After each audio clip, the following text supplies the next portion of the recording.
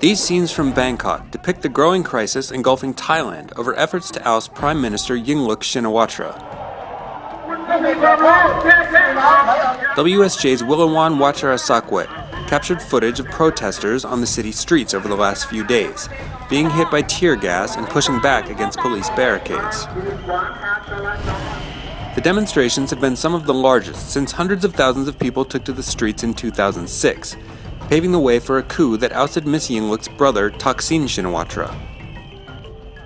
At the center of this latest protest movement is Suthep Thaugsuban, a grizzled veteran of Thailand's ongoing political battles. For 7 days, thousands of his supporters have besieged government buildings around Bangkok. Mr. Suthep said his campaign isn't a push to force new elections. It's a bid to uproot Thailand's entire political system. He vows to sniff out corruption and chase out a culture of patronage that he says enabled the Shinawatra clan to secure successive election victories.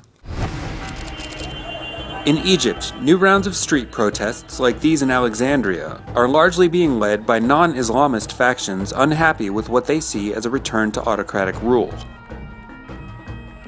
An amended constitution will be presented to the president on Tuesday.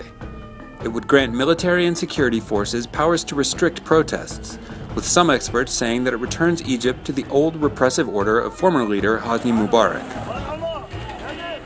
Interim President Adli Mansour, a military appointee, is expected to approve the constitutional changes and put them to a national referendum in December or January of 2014. Hatred of a brutal police force that abused its broad powers under Mr. Mubarak was a driving force behind the first Egyptian uprising, part of the so-called Arab Spring.